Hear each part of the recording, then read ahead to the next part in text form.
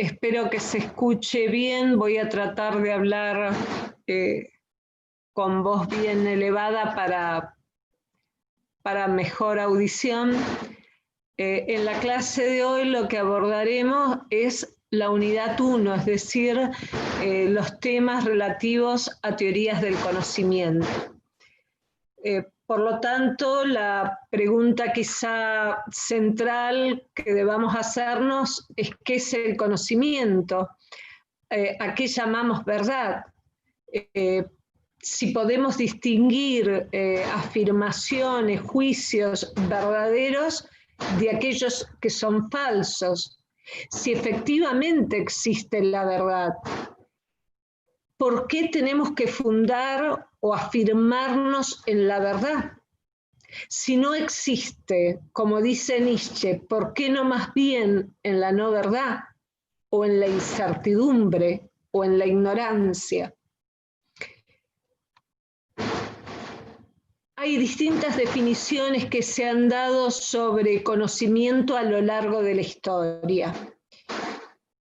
Nosotros hemos seleccionado algunas que se corresponden con la época de la modernidad europea, porque de alguna manera nos serán útiles para ir acercándonos, aproximándonos a este concepto de conocimiento que intentamos alcanzar.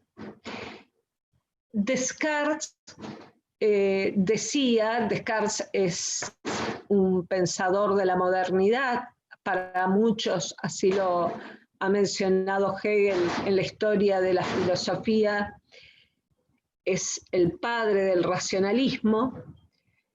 Descartes dice que conoce quien ha alcanzado ideas claras y distintas, pero esa búsqueda de ideas claras y distintas se tiene que hacer siguiendo un método racional, no cualquier otro método, un método necesariamente racional. Hay otras definiciones que dan sobre todo los anglosajones, que de alguna manera defienden las posiciones empíricas, y por ejemplo, Hume sostenía que conocemos a través de las impresiones, conocemos por la percepción, que es una facultad que tenemos las personas por las cuales a nuestros distintos sentidos les llega información que nuestro cerebro reinterpreta y que nos da esas impresiones o sensaciones visuales, auditivas, olfativas, gustativas, de tacto, que cuando las asociamos permiten que surjan las ideas, dicen algunos empiristas. Hume, respecto de esto, hace una distinción también de intensidad. Las impresiones se desvanecen fácil, todas esas percepciones que captamos rápidamente se olvidan, pero a partir de otra facultad que es muy importante como fuente de conocimiento de acuerdo al empirismo, que es la memoria, se preserva el orden y la posición de esas impresiones. Y es lo que permite que estas ideas se mantengan en el tiempo. Y que además, según Hume, son más vivaces que las de la imaginación. Entonces, como fuentes principales, un racionalista siempre va a defender a la razón, pero los empiristas van a señalar a la percepción, van a señalar a la memoria. Algunos destacarán los testimonios, que es otra forma de tener datos y poder reconstruir los hechos históricos. Entonces los reconstruimos a partir de ciertos testimonios, testamentos, etcétera, que registran información que se constituyen en pruebas que nos permiten explicar, justificar los hechos que han ocurrido.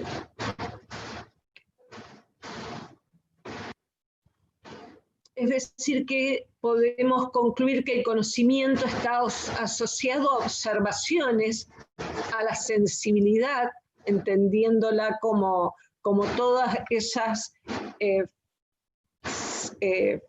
como esa facultad que nos dan los sentidos para elaborar, digamos, después de percepciones y a través de las percepciones ideas, que podemos hacer distinciones, clasificaciones, interpretaciones, explicaciones, argumentaciones sobre lo que estudiamos. Los recursos epistemológicos que se han usado tradicionalmente cuando se habla de conocimiento es el de sujeto y objeto. Conocer pareciera que supone esta relación entre un sujeto, una persona que quiere aprender, saber, conocer, y un objeto que es aquello que será estudiado, aquello que de alguna manera pretendemos conocer. ¿Cómo es esa relación? ¿Quién impera o quién predomina en esa relación? Y una serie de aspectos más, bueno, han generado estas múltiples teorías de conocimiento, de las cuales nosotros vamos a hablar solo de algunas de ellas, de las más conocidas en la historia. Y también dejamos claro que la forma de explicar del mundo, de la forma de conocerlo, no es una forma única, que ha habido a través de la historia distintas formas de explicar, de conocer el mundo.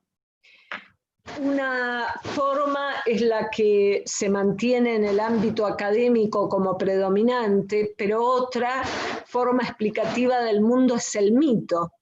¿Y qué es el mito?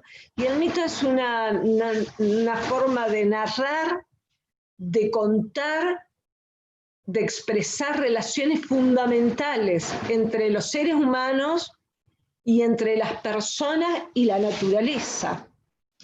Tiene en ese sentido un contenido simbólico que expresa relaciones fundamentales, pero que además nos cuenta muchas veces situaciones irresolubles que se dan entre los seres humanos. Por eso decimos que a veces llega a ser dramática, por eso decimos que a veces es trágica, y en ese sentido hablamos de ejemplar. Pensemos en el mito de Edipo o en el mito de Ifigenia, que nos pone ante situaciones muy difíciles de resolver, muy difíciles de saber cuál es el camino a seguir. En ese sentido decimos que es ejemplar, pero también podemos señalar que los mitos transmiten valores, que en otro sentido también algunos hablan de que transmiten ejemplos morales, ejemplos de conductas a seguir. Los mitos... Ana, sí. Discúlpame que te interrumpa un segundito. ¿Será posible que amplíes la pantalla del Power, así se ve mejor en YouTube, que está medio chiquito? A ver. Creo que abajo a la derecha hay un icono para que la amplíes un poquito, si es posible. Al lado del menú. Si puedo ampliarla. No lo puedo ampliar. Es...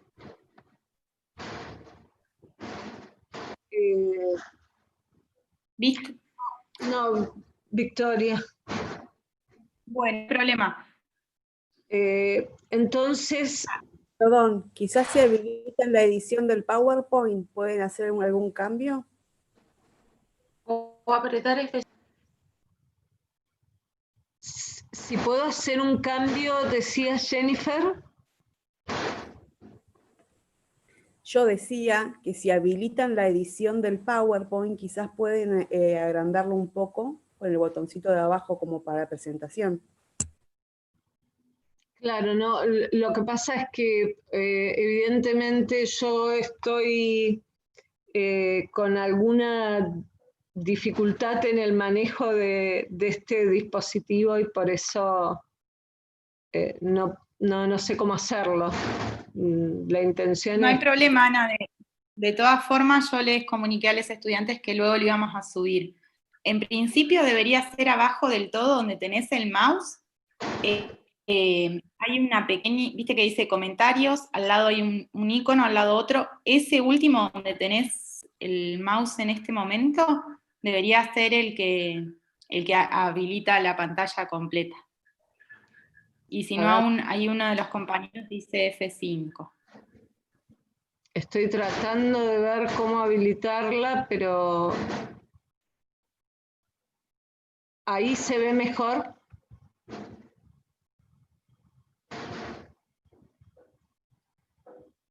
No sé si se ve mejor y si están escuchando bien. Profesora. Si escuchar se escucha bien. Profesora. Y ahora quedó más ampliada el cuadro.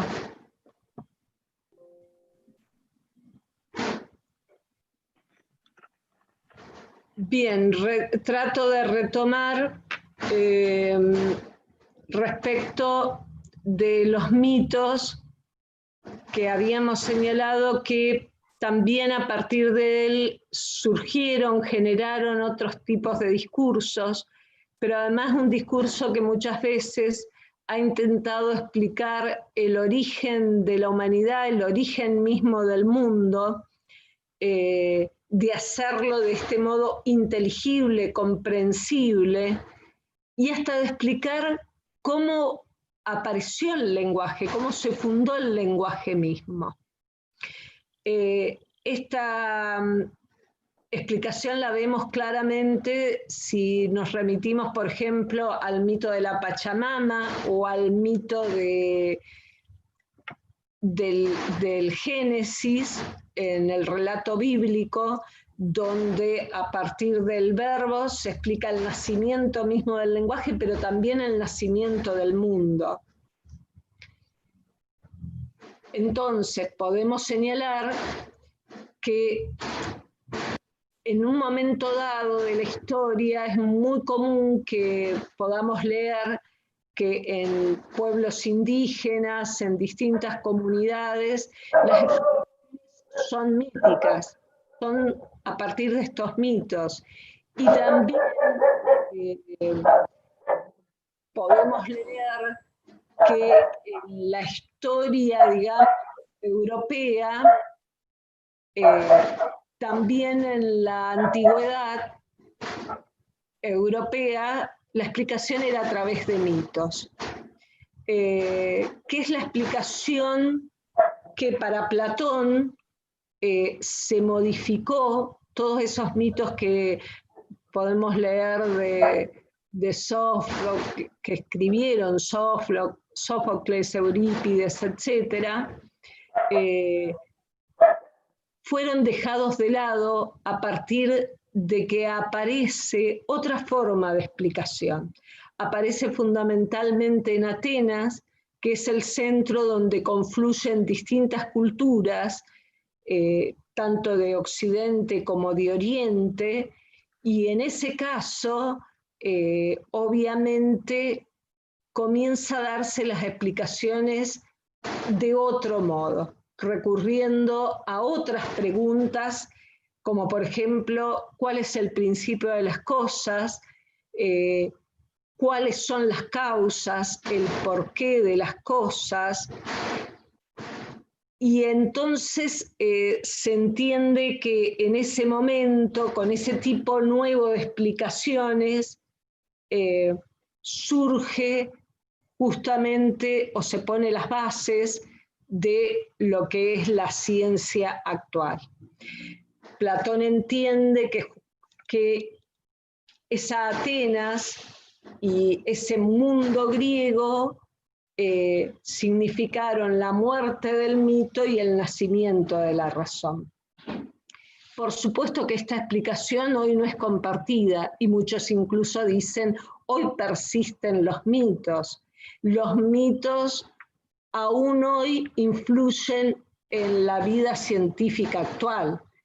Incluso también, por ejemplo, Roland Barthes señala en su libro Mitologías que alimentan nuestra vida cotidiana y explican, por ejemplo, que determinados objetos de nuestra cultura, como puede ser la publicidad o como puede ser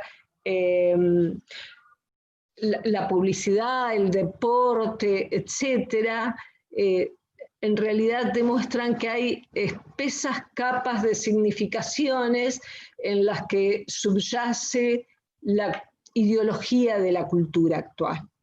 Entonces, no es discutible si los mitos persisten o no.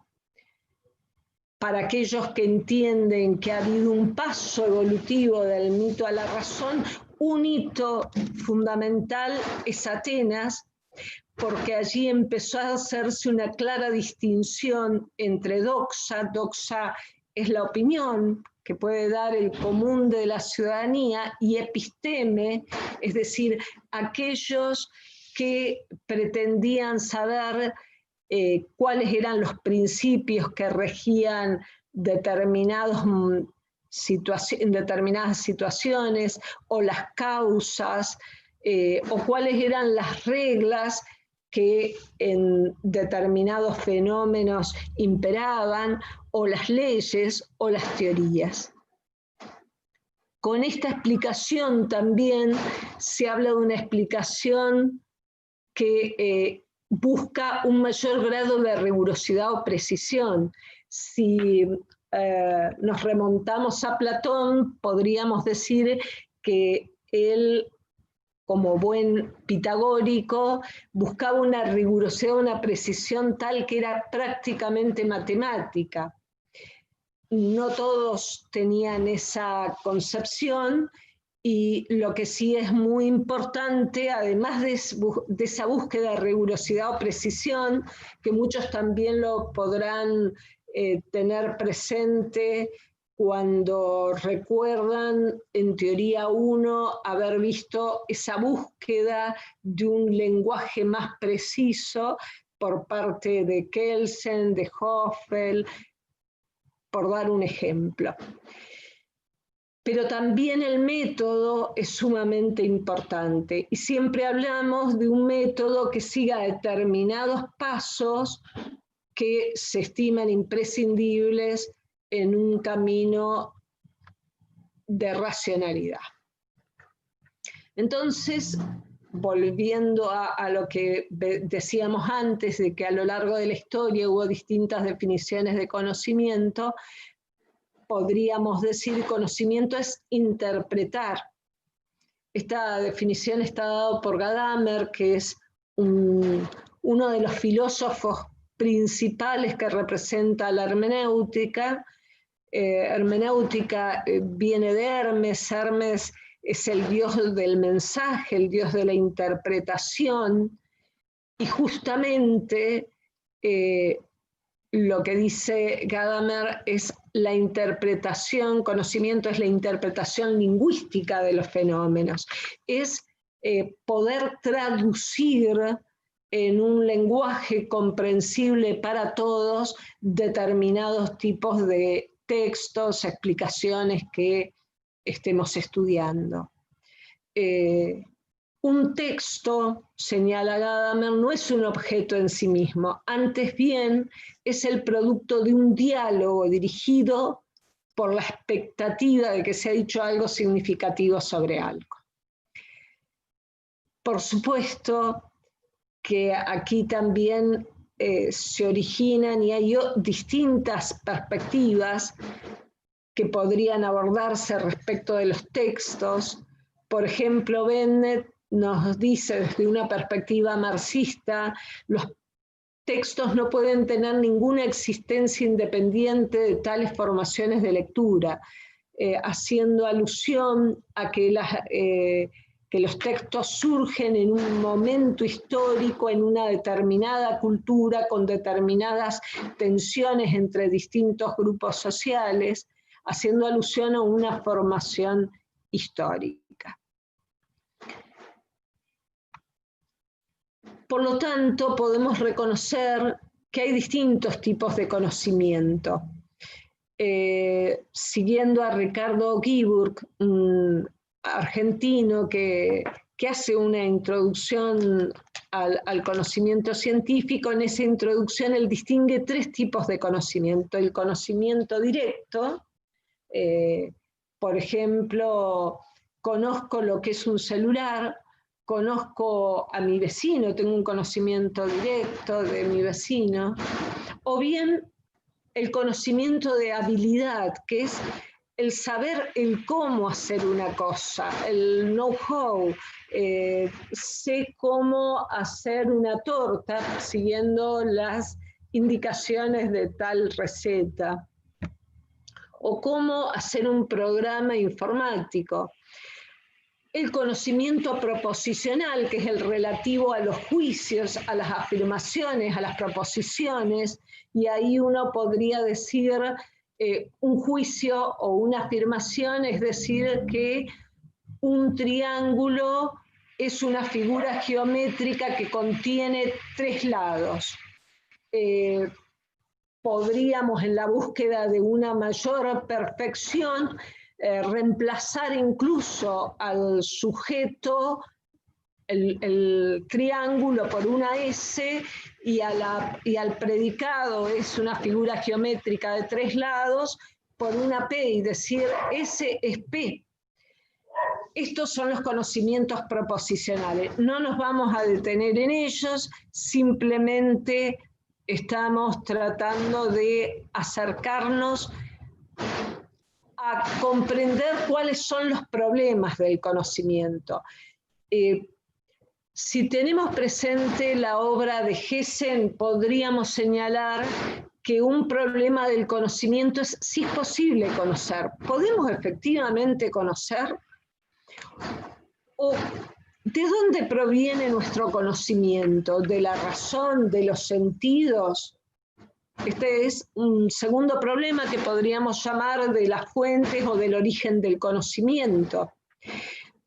Sobre el conocimiento, ¿qué predomina? ¿El sujeto o el objeto? ¿Cuál es la esencia del conocimiento? ¿O cómo conocemos? ¿A través de una simple captación, como una intuición, o requiere todo un proceso de elaboración? Bueno, son distintas formas. Nos vamos a detener en este momento en la posibilidad del conocimiento. ¿Es posible conocer? ¿Podemos aprender todas las características del objeto que estudiamos, analizamos? Hay muchas teorías que contestan estas preguntas. Nosotros vamos a abordar tres teorías que podemos decir que son como las más reconocidas: el dogmatismo, el escepticismo y el criticismo. El dogmatismo asevera que sí, que es posible el conocimiento. Entiende el dogmatismo que etimológicamente dogmatismo viene de dogma, que significa una doctrina fijada, es decir, que no se puede poner en duda que el conocimiento es posible alcanzarlo, que es posible conocer. Ni siquiera se pregunta a veces si es posible conocer. ¿Por qué? Porque hay una confianza ciega en la razón. Y aquí me detengo en recordar a Descartes, que decíamos antes que era el pensador que dio comienzos al racionalismo siguiendo la historia de Hegel de la filosofía. Porque hasta entonces, en la Europa de la época feudal, previa a la modernidad, lo que había era una creencia en Dios y se conocía leyendo la Biblia con fe y sobre todo siempre toda explicación nos remitía a Dios. Descartes va a dar otra explicación y va a hacer un desplazamiento y va a poner en el centro de la escena a la razón. Él señalaba que los sentidos nos engañan, que en realidad lo único que no nos engaña es que estamos pensando, es que estamos dudando. Por lo tanto, si pienso, si dudo, luego existo. El punto de partida principal, la idea clara y distinta es la razón. Desde la razón voy a reconstruir al mundo y a Dios mismo. Pero la primera reflexión, la primera consideración es que lo primero que puedo conocer es que existo. Lo conozco a partir de saber qué pienso, saber qué dudo. Frente a esta posición o sosteniendo otra postura, los pensadores anglosajones como Locke, como Hume, van a decir, como Hume, no es posible conocer. No es posible conocer, nuestro presunto del conocimiento de la realidad es burdo, es limitado. ¿Por qué decimos que Hume es un pensador escéptico? Porque él hace una fuerte crítica a las ideas de sustancia, de causalidad, de inducción.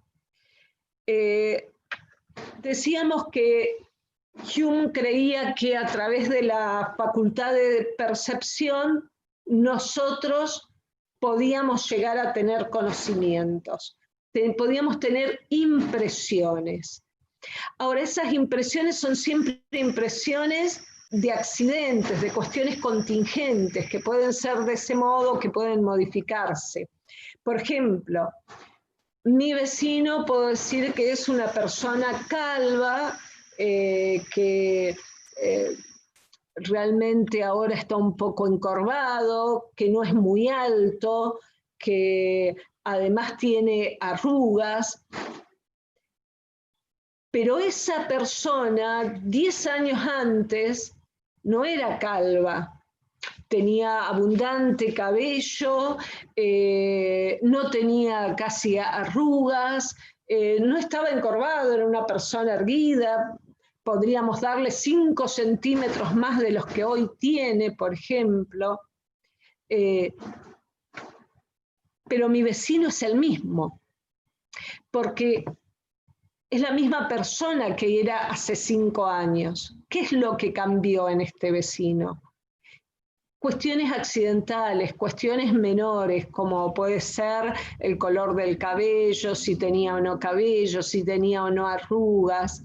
Pero la persona en sí de mi vecino no se limita a esos accidentes. Es más, esos accidentes no la pueden definir porque han ido cambiando a lo largo de la vida. Pero resulta que lo que puedo conocer son esos accidentes, porque la sustancia en sí, lo que es mi vecino en sí, esa persona que, bueno, ha ido variando a través del tiempo, esa persona en sí no la puedo conocer. Eso que sostiene a los accidentes y que Aristóteles llamó sustancia por ese motivo, no lo puedo conocer. No lo puedo conocer porque solo puedo conocer aquello que me transmiten o que parten de los datos que me dan mis sentidos. Pero también hace una fuerte crítica a la causalidad y a la inducción. Siempre decimos que a un fenómeno le sigue otro fenómeno y cuando hay una conexión causal hablamos de causalidad. Si a una bola de billar la golpeo, hago que entre en movimiento, y si esta choca con una segunda bola de billar, entra esa segunda bola de billar en movimiento. Entonces podríamos decir que la bola A de billar es la que movió a la bola B de billar, y hay una causa. Pero esa causa, aun cuando se reitere muchas veces, es una causa de lo que he podido observar en momentos pasados. No hay nada que me indique que necesariamente eso va a ocurrir por el fin de los tiempos, que eso necesariamente va a ocurrir en el futuro. No puedo demostrar que siempre va a ocurrir exactamente lo mismo. No puedo generalizar, y esto es la inducción. La inducción nos dice que este medicamento sirvió, este segundo medicamento sirvió, a 300 personas, a 1000, a 5000, a 10.000 les fue útil, por lo tanto le va a ser útil a todo el mundo y va a solucionar ese problema. Eso es una inducción, desde comprobar que se dio en algunas ocasiones, para algunas personas, se generalizó que se va a dar para todas y en todo momento. Bueno, Hume dice, no podemos decir nada hacia el futuro, no podemos generalizar que eso va a ocurrir en el futuro. Discute y cuestiona esa posibilidad de inducción y por lo tanto también al mismo principio de causalidad. Estamos ante uno de los escépticos más importantes, el más importante, por ejemplo, para Kant, a quien él admiraba.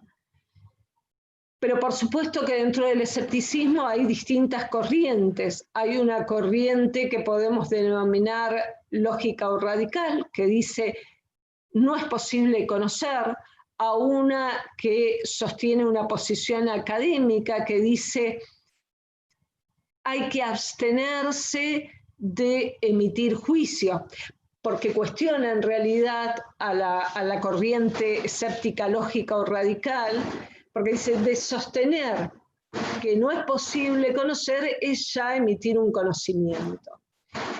La corriente escéptica metafísica que dice las sustancias en sí, esas no se pueden conocer, o la metódica que descree de la posibilidad de conocer y pone todo en duda, un poco al estilo que hablamos de Descartes.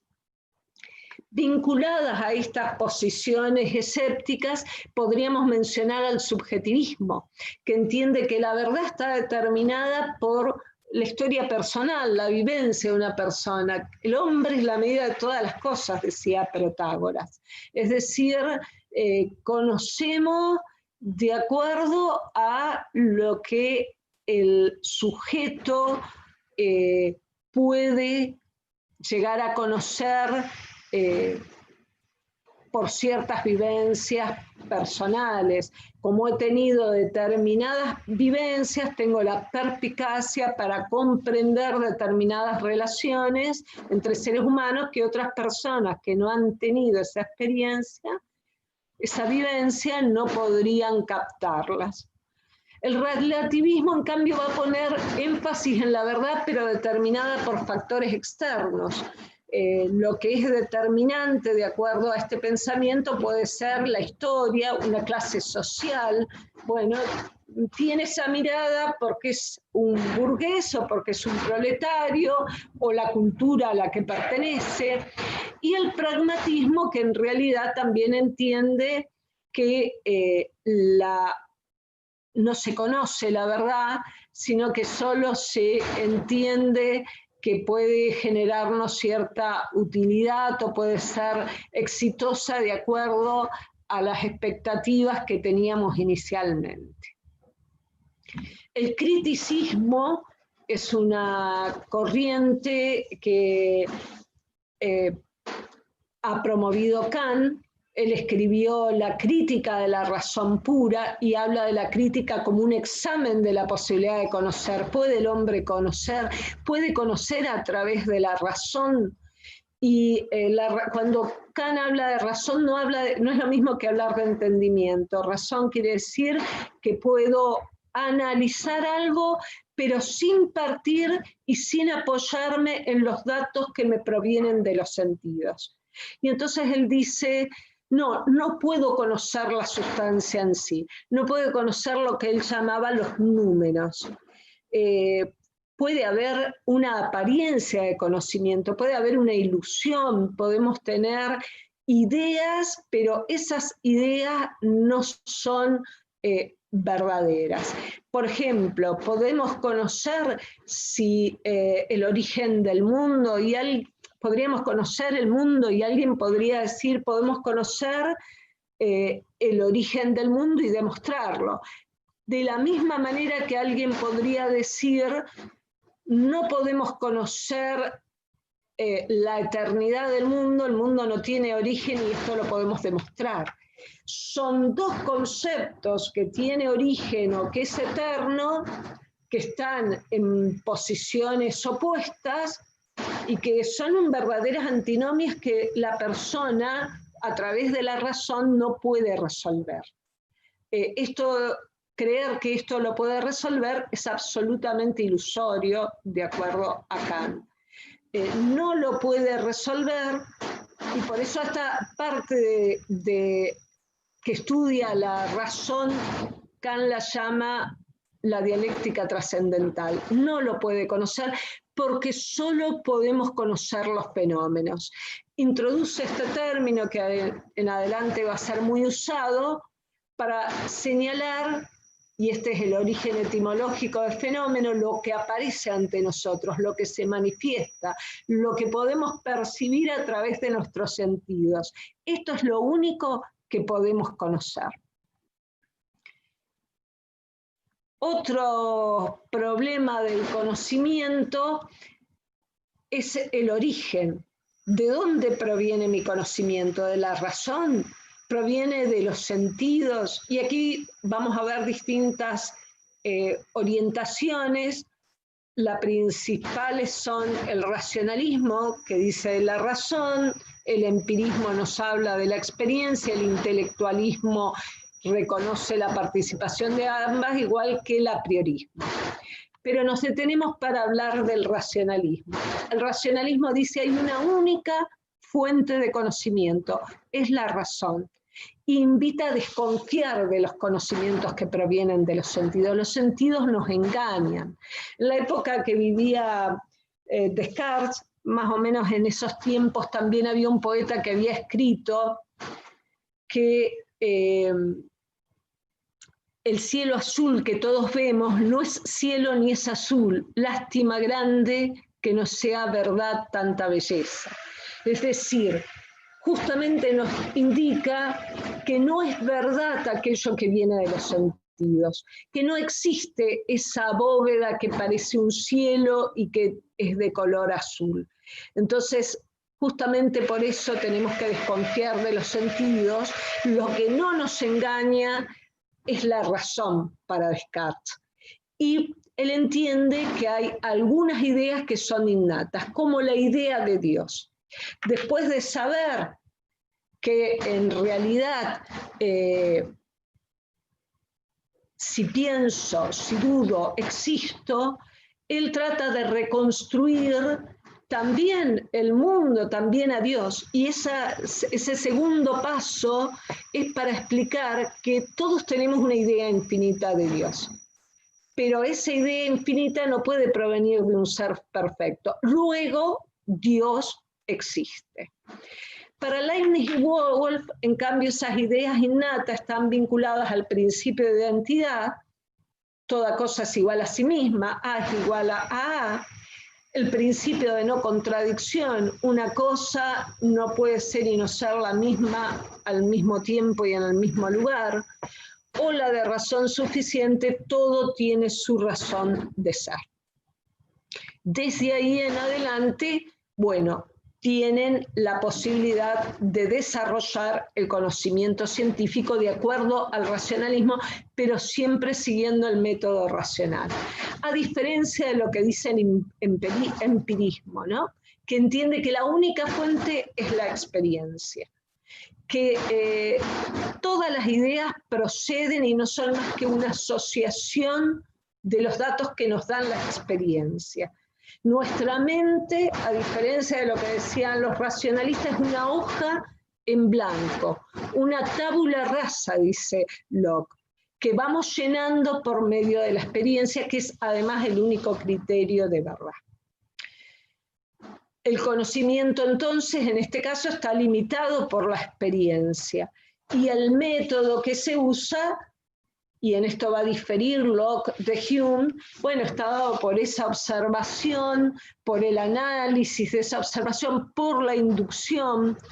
Otros pensadores van a hablar la inducción, sobre todo Bacon, y la contrastación, que después lo van a analizar pensadores más cercanos a nuestro tiempo.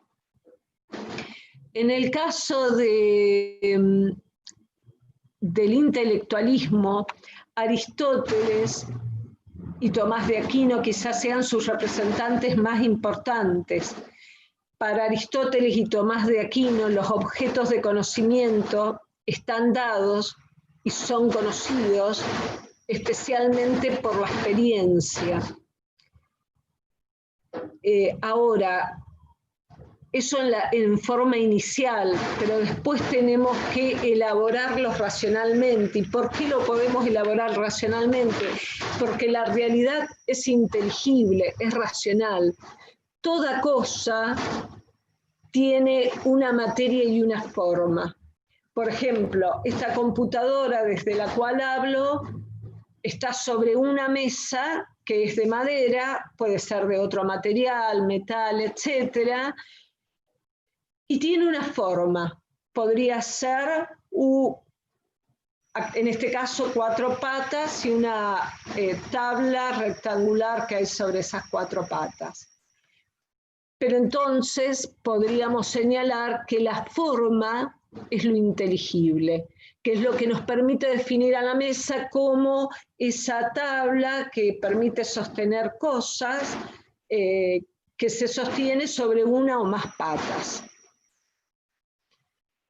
¿Por qué? Porque en el proceso del conocimiento los datos empíricos son necesarios, pero lo más importante es ese proceso por el cual la razón abstrae la forma de la cosa. Solo hay conocimiento sobre lo universal y lo necesario. Frente a esta posición, Kant va a tratar de acercar estas posiciones racionalistas y empiristas. En esa obra que mencioné antes, llamada Crítica de la razón pura. Y siempre va a hablar de un conocimiento trascendental. Pero ¿a qué llama trascendental Kant? Le da un sentido específico muy distinto al que le han dado otros pensadores. Llamo trascendental a todo conocimiento que se ocupa, no tanto de los objetos, cuanto de nuestro modo de conocerlos. Y ahí va a distinguir entre una estética trascendental, estética en el sentido de sensibilidad, esto es lo que etimológicamente significa, es decir, cuáles son las formas puras de la intuición, cuáles son las formas puras de la sensibilidad, las formas puras que pudieran darnos esa estructura por la cual a través de los sentidos adquirimos conocimiento. Y hay otro capítulo que dedica al estudio de las formas puras del entendimiento, que llamó analítica trascendental. Es decir, que las formas puras de la sensibilidad es el espacio y el tiempo. Nosotros recibimos mucha información de nuestro alrededor, pero para ordenar esto necesitamos necesariamente poner todos esos datos en un espacio y un tiempo. No habla de un espacio y de un tiempo que están fuera de la persona, como pudo pensarlo Newton, pero sí del espacio y del tiempo que de alguna manera son fundamentales en nuestra estructura la estructura del sujeto para poder ordenar esos sentidos. Y de igual manera, una vez que tenemos esos datos que nos proporciona la percepción, es necesario también ordenarlos para poder interpretarlos. Y ahí es importante las categorías del conocimiento. Categorías del conocimiento quiere decir conceptos. Él menciona conceptos específicos que son las formas puras del entendimiento. No cualquier concepto es una categoría del conocimiento, sino que él enumera alguna de ellas. Por ejemplo, la idea de posibilidad, de necesariedad, etcétera, son categorías del conocimiento que nos permiten analizar toda esa información que nos proporcionan los sentidos. De manera que podemos decir que en Kant es imprescindible que haya datos, información que provenga de los sentidos, y que es imprescindible que haya un entendimiento que permita ordenar todo eso. Quizá hay una frase que lo resume muy bien, que él escribe en esa crítica a la razón pura, que dice: sin sensibilidad ningún objeto nos sería dado, y sin el entendimiento ningún objeto sería pensado. Los pensamientos sin contenido, es decir, sin que tengan datos que provengan de la sensibilidad, son vacíos, y las intuiciones, es decir, todos los datos que vienen de la sensibilidad, si no tenemos conceptos que nos da el entendimiento, son ciegos. Quizá sea más fácil comprender todo esto si analizamos, y nos ayuda a comprender lo que acabo de decir, pero en otros términos, que hay juicios analíticos a priori, independientes de la experiencia. Por ejemplo, yo digo, el triángulo tiene 3 lados. El triángulo es el sujeto, tiene 3 lados el predicado. Decir el triángulo tiene 3 lados es decir lo mismo, es una tautología, estoy reiterando lo mismo. A es igual a A, sujeto es igual a predicado. Es un juicio universal, es necesario porque que A es igual a A es universal y necesario. Que toda cosa idéntica a sí misma es un juicio universal y necesario, pero no nos añade conocimiento. No importa ninguna novedad para el conocimiento.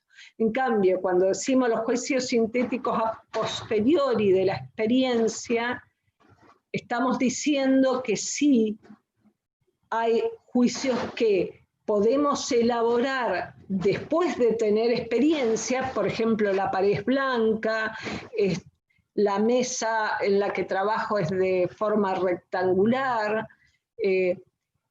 Estos datos son datos que me dan la experiencia, pero son contingentes, pueden ser de ese modo o de otro, aportan conocimiento, pero que no son conocimientos que nos permitan desarrollar un conocimiento científico. No son demasiado útiles para la ciencia. Para la ciencia sería útil que haya juicios sintéticos a priori, es decir, juicios que nos proporcionen nuevos conocimientos, aporten conocimientos, novedad, pero también que sean a priori, porque que un juicio sea universal y necesario, que se pueda dar en todas partes, en todo momento, y necesariamente, eso es lo que es fundamental para el conocimiento científico. Pero ese juicio universal y necesario solo se puede obtener, de acuerdo a Kant, si es a priori. Es decir, si es previo a la experiencia, es previo a cualquier tipo de percepción, experimentación que hagamos. ¿cómo lograr estos juicios sintéticos a priori? ¿Cómo existen estos? Bueno, para él esta es la novedad que aporta Kant, esta es la innovación. Para él existen esos juicios universales y necesarios que aportan conocimiento. Y un ejemplo, él toma muchos ejemplos de la física. El modelo científico que toma en cuenta fundamentalmente Kant es la física. La acción y la reacción son siempre iguales, es un principio de la física. Y él dice, es un principio a priori, antes de experimentarlo. Y esto es universal, es válido en todo momento, en todo lugar, porque es necesario que sea así, no puede ser de otro modo. Y aquí quiero que comprendamos algo que me parece muy importante, porque hay como un giro muy importante respecto a cómo se venía estudiando antes. Antes siempre se pensaba que uno cuando conocía tenía que adaptar como sujeto al objeto que estudiaba, a la cosa que estudiaba. Centralmente, lo más importante, todo el peso del conocimiento parecía que estaba en ese objeto al cual pasivamente el sujeto tenía que tratar de adaptarse para poder captarlo, para poder comprenderlo. Lo que va a hacer Kant es sobre todo subrayar que tenemos una estructura cognitiva como sujetos humanos que nos permiten conocer la cosa, porque nuestro conocimiento no es una adaptación pasiva, es una actividad que realizamos. Cada uno de nosotros cuando quiere aprender una cosa está realizando una actividad, y que esa actividad es la que ayuda a configurar esa misma realidad, justamente porque la vamos ajustando a través de esas formas puras de la sensibilidad y esas formas puras del entendimiento. Entonces, el énfasis ya no está en la cosa, ya no está en el objeto de estudio, está más bien en el sujeto.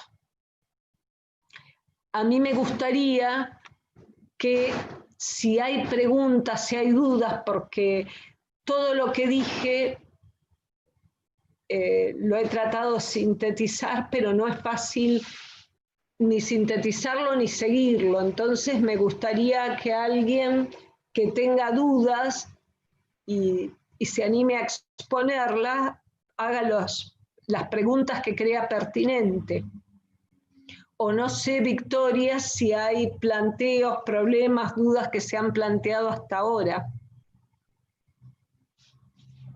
Ana, por lo pronto yo he estado respondiendo consultas más prácticas de los materiales bibliográficos y sobre las grabaciones. Aún ni en este chat ni en el de YouTube encuentro preguntas, pero podemos dar unos minutitos a ver si alguien quiere hacer alguna. Creo que es difícil, si hay preguntas, si hay dudas, antes de seguir, porque me parece que si han comprendido lo que es el apriorismo y lo que es el criticismo, no son explicaciones fáciles. Obviamente, estamos dando todo esto de un modo muy resumido, por eso también es más difícil, ¿no? Y sin lecturas previas sobre los autores. ¿Alguien quiere preguntar algo del tema? Profe, quería saber lo de a priori, es inmediato, ¿no? No, a priori quiere decir previo. En la traducción en latín es previo, posteriori quiere decir después. Previo a la experiencia, previo a que nosotros recibamos esos datos de la sensibilidad. A priori, previo a la experiencia, tenemos una idea de, de que hay cosas que son necesarias. La idea de necesariedad, de posibilidad, son categorías del entendimiento. No son ni ideas trascendentales que son ajenas a los sentidos, ni provienen de los sentidos. Son previas a ellos, digamos. Por dar un ejemplo, ¿no? ¿Cuándo experimentamos? Bueno, experimentamos cuando, por ejemplo, una hipótesis que podemos tener, que es que determinado medicamento va a servir como vacuna, lo ponemos a corroborar a través de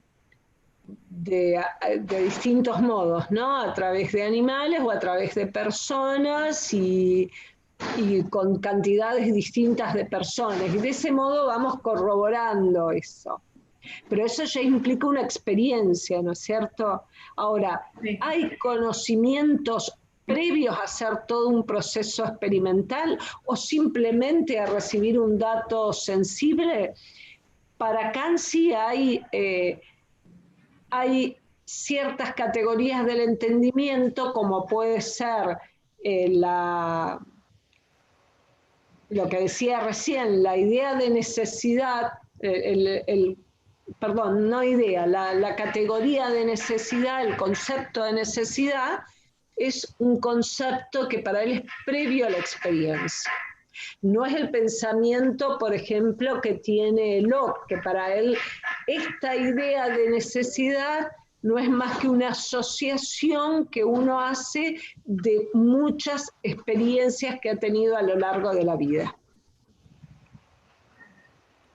Bueno. ¿Comprenden esa diferencia? Sí, se entiende, profe, gracias. Obviamente Ana, son sí. Bueno, acá Constanza pedía si podías volver a explicar la diferencia entre los juicios analíticos y sintéticos. Por otro lado, Florencia pedía que vuelvas a poner la diapositiva de apriorismo, por favor. Mabel pregunta si estas corrientes son contemporáneas. Y en el chat de YouTube, Agustina también pregunta por los juicios, que dice que se perdió en el caso de los juicios, que cómo surgen o frente a qué. Te copio igual todas las preguntas en el chat. Bien, primero aclarar que Kant es un hombre de la modernidad.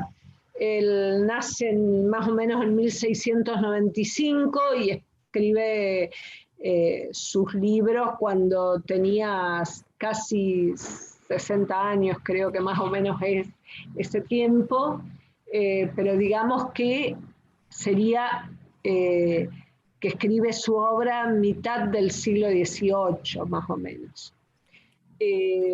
Su obra cumbre, que es la crítica de la razón pura, que es de la que estamos hablando, que es donde está toda esta explicación. Entonces, si la pregunta era si esta teoría es de estos tiempos, aclaremos que no. Pero Kant, aún en cuestiones vinculadas a conocimiento, ha influido mucho en corrientes que han surgido con posterioridad a él.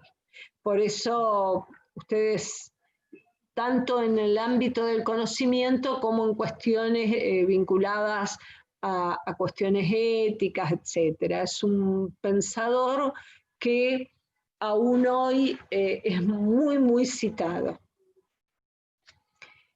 El apriorismo, vuelvo a reiterar, es una posición que, a diferencia de lo que sostenía el racionalismo, que estaba en forma absolutamente opuesta, en el extremo opuesto del empirismo, va a tratar de rescatar lo que dice el racionalismo, parte de lo que dice el racionalismo y parte de lo que dice el empirismo. ¿Qué es lo que rescata del racionalismo? Y obviamente él entiende que hay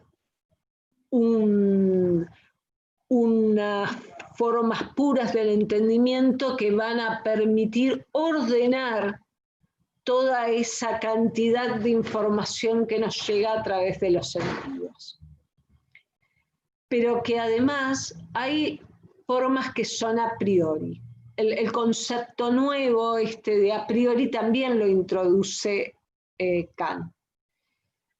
Entonces, él señala en su primer capítulo, en la estética trascendental, que hay formas puras de la intuición. Está hablando de las formas puras de la sensibilidad. Es decir, que para poder recibir y ordenar los datos que provienen de los sentidos, todos esos datos los ponemos siempre en un espacio y en un tiempo. Nuestros datos no podrían ser absolutamente ajenos a un espacio y a un tiempo. Lo que estamos percibiendo, si hay luz, la luz proviene desde algún lugar y en otros lugares no hay tanta luz. Todo eso es un ordenamiento que vamos dando, y es un ordenamiento en ese caso espacial, y también hay un ordenamiento temporal. Pero eso es a priori, no es que son los datos que vienen de la sensibilidad los que ordenan el espacio y el tiempo, sino que el espacio y el tiempo son las condiciones que nos permiten ordenar todos esos datos que mencioné, todos esos datos que vienen de la sensibilidad. En el caso de la analítica trascendental, que es el capítulo siguiente, lo que va a estudiar es el modo en que nosotros podemos conocer a través del entendimiento. Pero el entendimiento, ¿qué es para Kant? El entendimiento es un nivel de conocimiento que permite ordenar aún más todos los datos de la sensibilidad y que nos permiten razonar hasta donde podemos razonar, pensar hasta donde podemos pensar.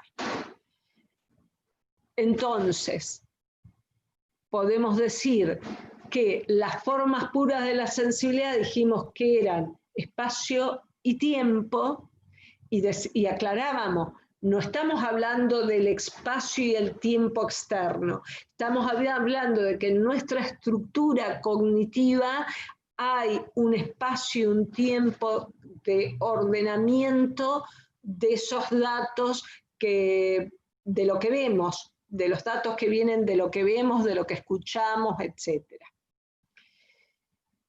Ahora, una vez que tenemos todos esos datos con ese orden de espacio y tiempo, no es suficiente para decir que hemos conocido.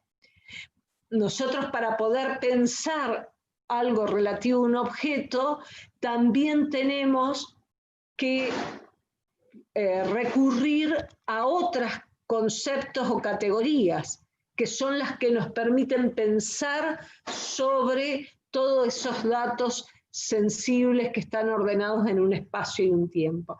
Y esas categorías o esos conceptos, él los enumera, él señala algunos en particular.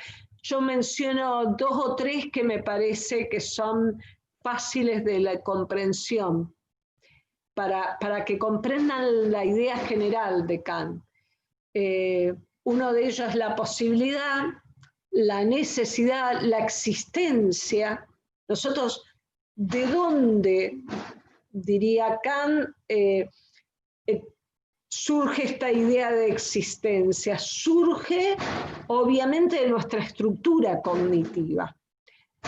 Es una forma pura, es una forma a priori, es algo que en realidad no lo tenemos por la experiencia, sino que tenemos esos conceptos aprendidos y con ellos podemos llegar a pensar esos objetos o esas intuiciones que nos llegan. Hasta ahí, para quienes habían preguntado sobre apriorismo,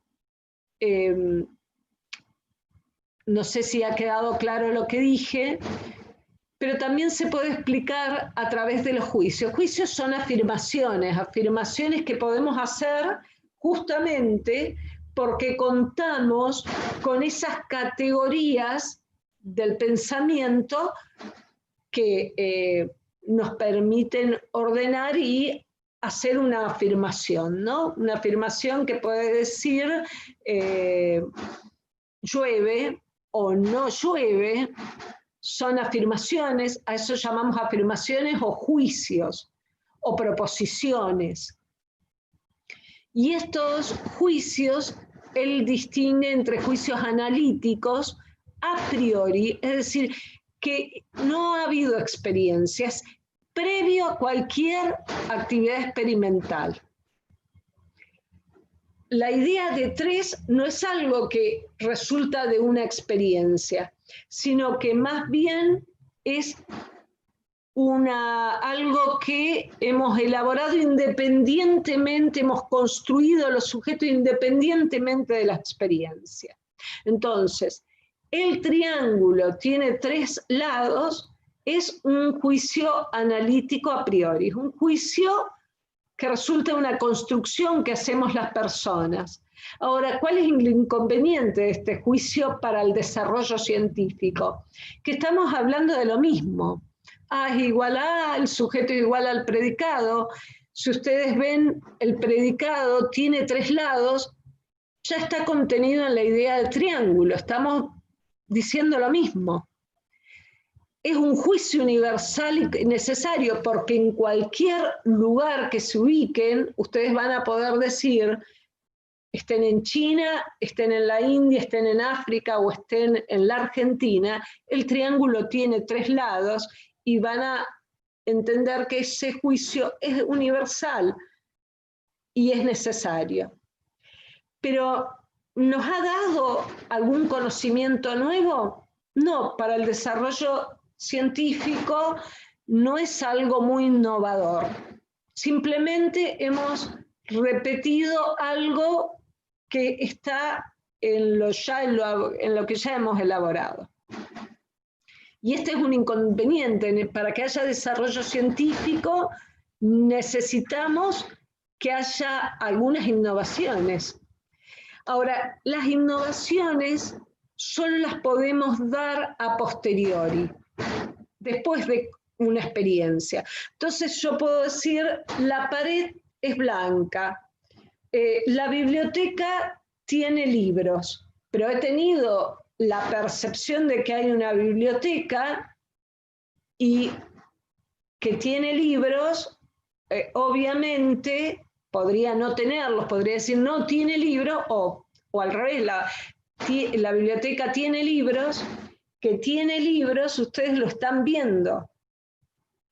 Es a posteriori de una experiencia. Ustedes están experimentando, están viendo esto de lo que hablo y lo están comprobando.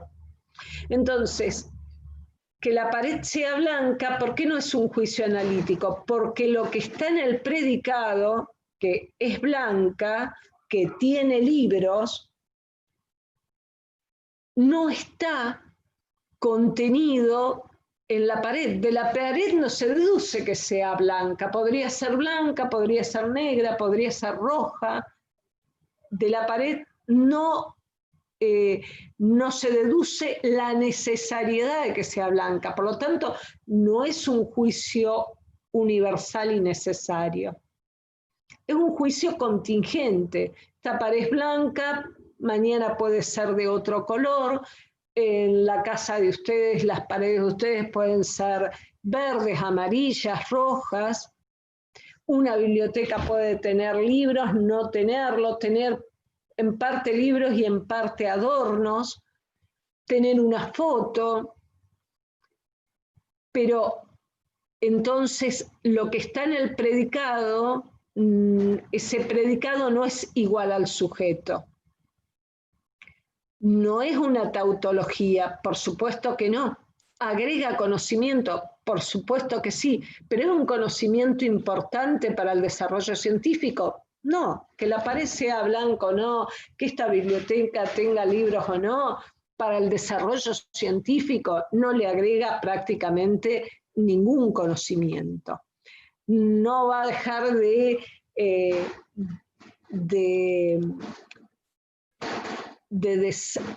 haber determinados desarrollos porque pase eso o pase exactamente lo contrario a esos juicios que emití. Entonces necesitamos, dice Kant, juicios que efectivamente aporten el ser universal y necesario. Y ese ser universal y necesario lo dan los juicios a priori, anteriores a la experiencia. Eso que puede ser válido en todo lugar y en todo tiempo, pero el aportar el conocimiento siempre viene a posteriori prácticamente de la experiencia, casi siempre. Lo que él de alguna manera introduce como novedad es que entiende que hay juicios sintéticos que sí son a priori. Eso es lo novedoso. Juicios sintéticos a priori. Porque hasta ahora, siempre que hablábamos de juicios sintéticos, era a posteriori, era después de una experiencia. Ahora, ¿cuál es el aporte de ese conocimiento? Bueno, para él el modelo científico que aporta ese conocimiento, donde nos encontramos con juicios sintéticos a priori, está dado por la física. Y por eso yo puse, para que ustedes puedan comprenderlo bien, una norma, una regla que da la física que dice que acción y reacción son siempre iguales. Pero quizá más importante todavía que todo esto que dije es señalar que hasta ese momento, por ejemplo, para Aristóteles, el conocimiento estaba dado en una cosa. Yo quería conocer lo que era un celular o quería conocer lo que era un mate. Bueno, tenía que tratar de poner toda mi concentración para adaptar pasivamente el sujeto, todo mi interés en conocer, en ese objeto. Era ese objeto prácticamente el que permitía el conocimiento. Lo que va a subrayar Kant es que el conocimiento es fundamental para poder conocer, para poder saber la actividad que desarrolla el sujeto, que no es una adaptación pasiva, no hay pasividad. Hay una actividad concreta que realiza un sujeto, alguien que quiere aprender, que quiere conocer, está realizando una actividad concreta. Y es a partir de esa estructura cognitiva del sujeto, de esas formas a priori, esas formas puras de la intuición y esas formas puras del entendimiento, que puede llegar a estos juicios sintéticos a priori. Y de ese modo se va configurando la realidad. Esto es la explicación de Kant. Ahora, alguien podría decir, ¿pero podemos conocer a Dios? Para Kant no podemos conocer a Dios. ¿Por qué? Porque no hay nada justamente que provenga de sentidos que me indiquen la existencia de un ser llamado Dios. Los sentidos en general me permiten conocer cosas que están al alcance de mis sentidos. Pero la idea de Dios, esa idea infinita, de ahí no puedo deducir por eso la existencia de Dios. Dicho en otros términos, para que sea más claro, yo puedo en este momento desear y pensar que efectivamente en los bolsillos de mi cartera hay mucho dinero. Pero desde mi pensamiento de que hay mucho dinero, no quiere decir que efectivamente haya ese mucho dinero. Lo puedo desear, me puede encantar que así sea, pero de una idea que no está sustentada en un conocimiento a través de los sentidos, no puedo llegar a concluir la existencia, no puedo derivar de allí la existencia de aquello que pienso. Puedo pensar en un unicornio, pero de ahí no puedo deducir la existencia del unicornio. No sé si he sido un poco más clara, si ha servido esta explicación, si a partir de lo que he dicho he generado más dudas.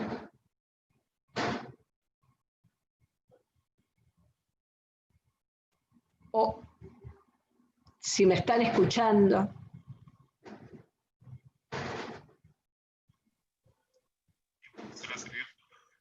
Sí, bien. Entonces... Y ahí, Ana, todos dicen que sí, que quedó mucho más claro. Bien. Bueno, me alegro. Es difícil. Lo importante es que ustedes tengan presente estos conceptos generales que fui indicando y por supuesto, cuando vayan a estudiarlo y surjan nuevas dudas, saben que tienen toda la posibilidad de hacer preguntas y volver a repreguntar, y quizá los 5 primeros minutos o 10 primeros minutos del día jueves podemos volver a hablar de estos temas. Otro problema del conocimiento entonces es respecto al proceso de conocimiento, y vinculado a esto, ¿qué factor es más importante?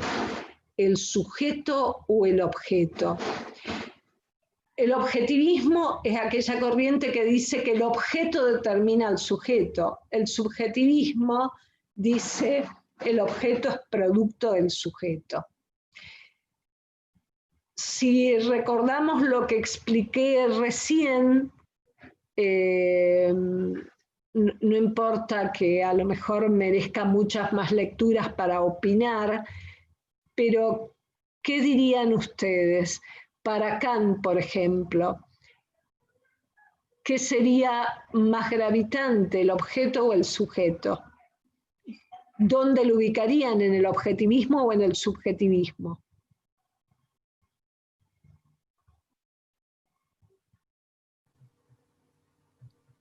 En el subjetivismo.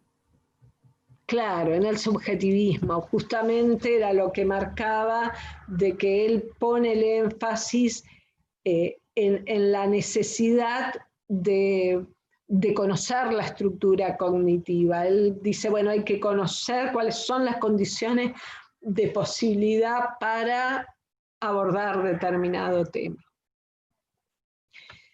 Vinculado a esto, se genera una discusión entre realismo e idealismo.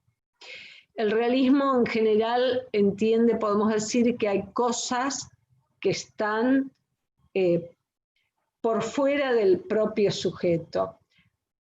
Para el idealismo eso no sucede. Todo lo que hay perceptible, todo lo que conocemos, en realidad está absolutamente vinculado al sujeto. Pero dentro del realismo podemos a su vez hacer distinciones entre distintas corrientes. El realismo ingenuo es aquel que no se problematiza la cuestión del conocimiento. las cosas son como las percibimos. Ni siquiera nos preguntamos o ponemos en duda si eso que percibimos es tal como lo percibimos o no. Cuando veo la luna, cuando empieza a aparecer, la veo enorme. Y a lo mejor después la veo mucho más lejana y más pequeña. Y no se problematiza esa situación, la percibo así, y bueno, tendrá esas modificaciones la realidad que percibo. El realismo natural, en cambio, sí procura dar una explicación de esto, pero siempre lo que más le importa es que los objetos respondan a los contenidos de la percepción. Es decir, eso que percibo yo respecto de la luna, ¿por qué se da ese cambio? ¿No? De que a veces la veo al aparecer muy gigante y después la veo más lejana y más pequeña, y el realista natural se va a preocupar, va a problematizar, o por lo menos se va a preocupar de dar una explicación a esto. El realismo crítico sostiene que los objetos de percepción son independientes de la percepción, pero que su contenido no es estrictamente propiedad de las cosas, sino que va a señalar el realismo crítico que los objetos que percibimos son percibidos así por una pluralidad de sujetos, y que esto es lo que en general se puede distinguir. En realidad vemos que es una posición que podríamos decir que es más cercana a lo que hemos estado estudiando recién respecto de discutir lo que puede percibir el sujeto. En el caso del idealismo, entiende que no hay cosas reales independientes de la conciencia. Y ahí vamos a distinguir distintas posiciones. El idealismo lógico, que dice que no existe fuera de la conciencia ninguna cosa, ni tampoco en el sujeto, sino que lo que existe es lo que el sujeto produce, ¿no? Lo que el ser que está aprendiendo, que está conociendo, construye. El idealismo subjetivo dice: solo existe el contenido del objeto en mi existencia. Hay un obispo que se llamaba Berkeley y que él sostenía exactamente esta posición. Y por lo tanto, también muchos leerán que él sostenía o hablaba de un solipsismo, ¿no? En el sentido de la imposibilidad de comunicar lo que se conocía, porque lo que conozco es algo que conozco solo yo. Y esto es muy distinto a quienes entienden que el conocimiento es el resultado de una intersubjetividad, de una concepción donde lo que analizamos es algo que resulta de un diálogo pluralista entre distintos seres humanos. Marco esto para que ustedes puedan percibir las diferencias.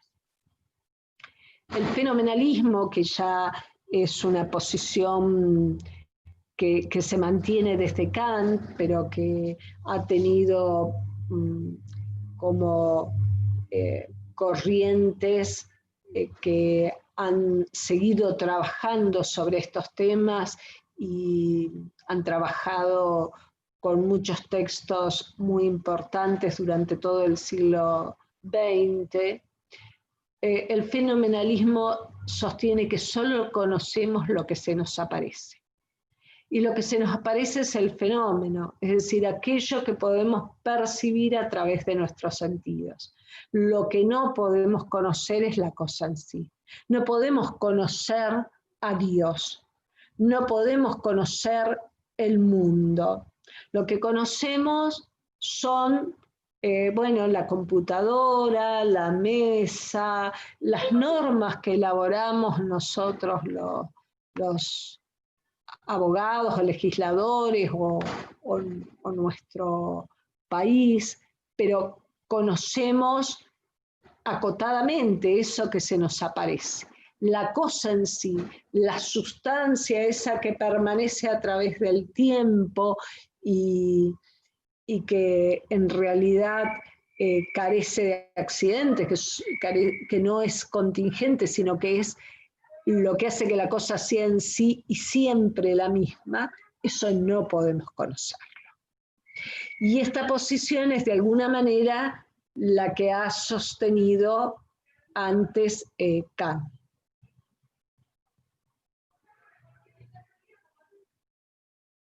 ¿Hasta ahí eso se entiende? ¿Hay alguna duda respecto de lo que acabo de mencionar? Ana, en el chat de YouTube preguntan si podrías dar un ejemplo de realismo crítico. A ver, realismo crítico, volvemos al mismo punto, ¿no? Decíamos que el realismo ingenuo es aquel que no sobreproblematiza, el realismo natural es aquel que ya comienza a preocuparse que lo que estudiamos responda al contenido de la percepción. Pero en el caso del realismo crítico, sería, bueno, aquellos que entienden que, por ejemplo, eso que mencioné de Berkeley, que es un solipsista, que yo decía que para el obispo Berkeley no había posibilidad de comunicar el conocimiento porque solo la misma persona y en ese sujeto, digamos, están todos los contenidos de lo que percibimos y no hay nada fuera de ese contenido de las percepciones, sería el caso opuesto, en el sentido de que solo él puede percibir eso. Lo que nos está diciendo no solo es que no lo puede comunicar, sino que solo él, es posible que solo él conozca eso que es propio de su percepción.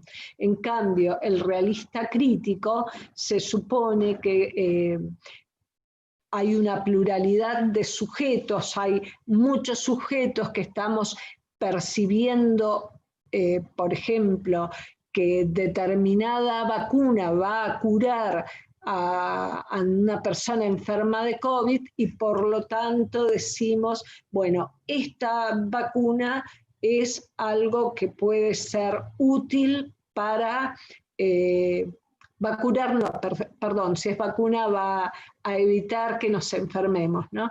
Entonces, esa vacuna, si se corroborara, tenemos que percibir una pluralidad de sujetos que efectivamente es así para poder afirmar que es una vacuna que si nosotros nos sometiéramos a esa vacunación no vamos a contraer esa enfermedad.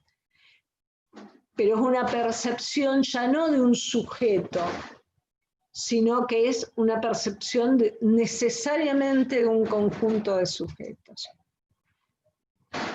Creo que si lo analizamos justamente comparándolo con el idealismo subjetivo, que dice, no, el contenido del objeto solo existe en mi conciencia, y entonces este caso es el que dice, bueno, yo siento cosas que no puedo transmitir, que son muy íntimas, que son propias, que nadie a lo mejor las puede percibir. Ese concepto de ese idealista subjetivo que para el idealista subjetivo es un conocimiento, ese no sería un conocimiento para el realista crítico. Justamente porque no es un conocimiento aquello que no pueda ser percibido por una pluralidad de sujetos. Creo que ahora se pudo comprender un poco más. Por lo menos Sí. quienes consultaron. Luciana en el YouTube agradece y Oriana pregunta si en ese sentido la construcción de la verdad, entre comillas, o del conocimiento, entre comillas, dependería de la construcción colectiva de los sujetos. Y un realista crítico, entre uno de los requisitos que pone, es esta de que lo percibido tiene que ser percibido por una pluralidad de sujetos. No es, por ejemplo, la posición del idealista subjetivo. No es la de otros posiciones que no ponen esa afirmación como un requisito para decir que conocemos. Bueno, la otra pregunta es ¿cómo conocemos? ¿Cómo llego yo a conocer una determinada cosa?